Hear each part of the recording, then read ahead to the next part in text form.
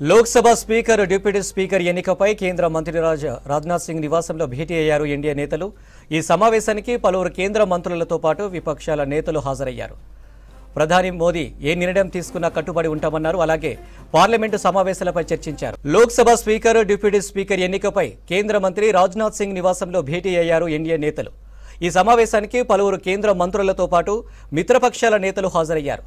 ప్రధాని మోదీ ఏ నిర్ణయం తీసుకున్నా కట్టుబడి ఉన్నామన్నారు. అలాగే పార్లమెంటు సమావేశాలపై చర్చించారు. రాజ్నాథ్ ఇంట్లో ఎన్డీఏ నేతల సమావేశానికి సంబంధించి మరిన్ని డీటెయిల్స్ ఢిల్లీ నుంచి మదర్ లైవ్ లో అందిస్తారు. మదర్, ఎన్డీఏ భేటీకి సంబంధించి డీటెయిల్స్ ఏంటి? అనిల్, ప్రస్తుతం 24వ తారీఖు నుంచి ప్రత్యేక పార్లమెంట్ సమావేశాలు నిర్వహిస్తున్నటువంటి నేపథ్యంలో ఈ భేటీ ప్రాధాన్యత సంతరించుకుంది.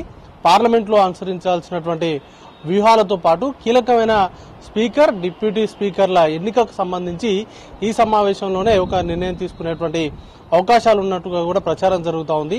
అయితే ఈ భేటీలో కిరణ్ రిజిజు, పార్లమెంటు వ్యవహారాల శాఖ మంత్రి, అలాగే జయశంకర్ తో పాటు ధర్మేంద్ర ప్రధాన్, చిరాగ్ పాస్వాన్ తో పాటు కొన్ని ఎన్డీఏ పక్షాలకు సంబంధించిన నేతలు హాజరైనట్టుగా తెలుస్తోంది. వీరందరూ కూడా గతంలో ఎన్డీఏ భేటీ జరిగినప్పుడు ఎన్డీఏ పక్ష నేతగా ఏకగ్రీవంగా ప్రధాని మోడీని ఎన్నుకున్నారు. ఇప్పుడు ఈ భేటీలో కూడా స్పీకర్ కు సంబంధించినటువంటి ఎంపికకు సంబంధించి బాధ్యతలను ప్రధాని మోడీకే అప్పగిస్తూ వారందరూ కూడా నిర్ణయం తీసుకున్నట్టుగా సమాచారం అంతా ఉంది.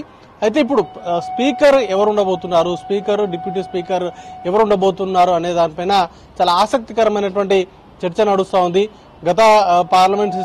గత స్పీకర్ ఓం బిర్లాను కొనసాగిస్తారా, లేకపోతే కొత్త ఫేస్ ఏదన్నా తీసుకొస్తారా అనే దానిపైన పార్టీలో చర్చ నడుస్తూ ఉంది. ఒక ఇద్దరి పేర్లు అయితే తెరపైకి వచ్చాయి.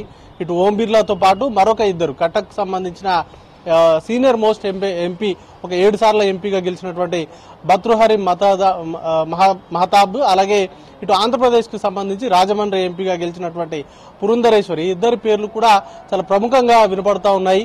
ఈసారి కొత్త ఫేస్ ను తీసుకుంటే కనుక ఈ ఇద్దరిట్లలో ఒకరిని స్పీకర్ చైర్ లో కూర్చోబెట్టేటువంటి అవకాశాలు ఉన్నట్టుగా ప్రచారం జరుగుతోంది. లేదు అంటే గత పార్లమెంట్ సంబంధించి నిర్వహణకు సంబంధించి స్పీకర్ ఓం బిర్లా పైన ఇప్పటికే కొంత పాజిటివ్ గానే ఉంది. బట్ ఈసారి చేంజెస్ కనుక చేయాలనుకుంటే మాత్రం ఈ ఇద్దరిట్లలో ఒకరిని ఎంపిక చేసేటువంటి అవకాశం ఉన్నట్టుగా ప్రచారం జరుగుతూ ఉంది.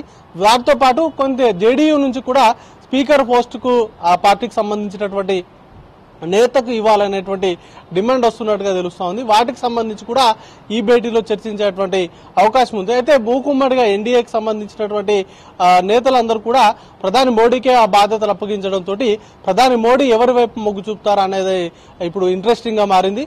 గతంలో కేంద్ర మంత్రివర్గానికి సంబంధించినటువంటి ప్రకటన సందర్భంగా కూడా కొంత పురంధరేశ్వరి పేరైతే ప్రచారం జరిగింది. ఆమెను గనక స్పీకర్ పోస్ట్ ఇచ్చినట్లయితే టీడీపీ నుంచి కూడా పెద్దగా వ్యతిరేకత ఉండదు, సహకరిస్తుంది అనేటువంటి దాంట్లో కూడా ఆలోచన చేస్తున్నట్టుగా తెలుస్తోంది. సో చూడాల్సి ఉంటుంది స్పీకర్ కు సంబంధించి ఎంపిక ఏ విధంగా ఉంటుంది అనే దానిపైన. ఇక డిప్యూటీ స్పీకర్ విషయంలో కూడా ఇండియా పక్షాలకు సంబంధించి కొంత పట్టుబడుతూ ఉన్నారు. గతంలో స్పీకర్ ఎన్నిక అనేది ఏకగ్రీవంగా జరుగుతూ వచ్చింది. బట్ ఈసారి బీజేపీకి సొంతంగా బలం లేకపోవడము, ఎన్డీఏ మిత్రపక్షాలతో కలిసి ప్రభుత్వాన్ని ఏర్పాటు చేసింది. ఇటు ఇండియా పక్షాల కంటే ముఖ్యంగా విపక్షాలకు కూడా బలంగా సీట్లు ఉండడంతో ఈ స్పీకర్ ఎన్నిక అనేది కూడా చాలా క్రూషియల్ రోల్ అనేది విపక్షాలకు సంబంధించినటువంటి రోల్ అనేది కూడా క్రూషియల్ గా ఉండబోతుంది. కాబట్టి వారు డిప్యూటీ స్పీకర్ పోస్ట్ ను ఇవ్వాలి, ఇస్తే ఏకగ్రీవానికి సహకరిస్తాము, లేదంటే ఖచ్చితంగా పోటీకి దింపుతాము, పోటీకి అభ్యర్థిని నిలబెడతాము అనేటువంటి సంకేతాలు కూడా ఇస్తున్నారు. కాబట్టి వాటికి సంబంధించిన అంశాలపైన డిప్యూటీ స్పీకర్ ను ఇటు ఇండియా కూటమి పక్ష నేతలకు ఇస్తారా, లేకపోతే రెండు కూడా బీజేపీకి మిత్రపక్షాలకే వచ్చేలాగా చేస్తారా అనే దానిపైన కూడా చూడాల్సి ఉంటుంది. ఓటింగ్ వరకు వెళ్తే కనుక ఖచ్చితంగా ఎన్డీఏకే వచ్చేటువంటి అవకాశాలు ఉంటాయి. బట్ ఆ స్పీకర్ ఎంపిక అనేది ఇప్పటి వరకు ఏకగ్రీవంగా జరుగుతూ వచ్చింది. కాబట్టి ఆ సాంప్రదాయాన్ని బ్రేక్ చేయకుండా ఉండడానికి ఏదైనా ఎన్డీఏ ప్రభుత్వం తరపు నుంచి ఏదైనా ప్రతిపాదనలు వస్తాయనేది కూడా చూడాల్సి ఉంటుంది.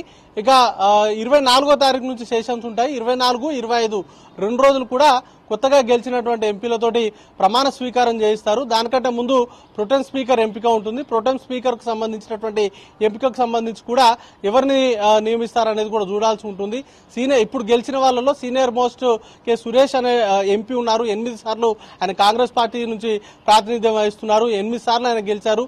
ఆయన్ని ప్రొటెం స్పీకర్ గా నియమిస్తారా, లేకపోతే ఆ తర్వాత ఉండేటువంటి వాళ్ళలో భర్తృహరి కూడా ఉన్నారు కాబట్టి ఆయనకు ప్రొటెం స్పీకర్ ఇస్తారా అనేది కూడా చూడాల్సి ఉంటుంది. ఇక 26వ తారీఖున స్పీకర్ కు సంబంధించినటువంటి ఎన్నికకు సంబంధించిన ప్రక్రియ పూర్తి చేయాలని కూడా ప్రభుత్వం భావిస్తా ఉంది. ఆ తర్వాత ఉభయ సభలను ఉద్దేశించి 27వ తారీఖున రాష్ట్రపతి ప్రసంగం ఉండేలాగా ప్లాన్స్ అనేది కూడా చేశారు. కాబట్టి ఆ లోపే స్పీకర్ ఎన్నికకు సంబంధించి ఒక క్లారిటీ అనేది కూడా ఇవ్వాల్సి ఉంటుంది. దీనికి సంబంధించి ఈ భేటీ తర్వాత ఒక క్లారిటీ వచ్చేటువంటి అవకాశాలు ఉన్నాయి అనిల్.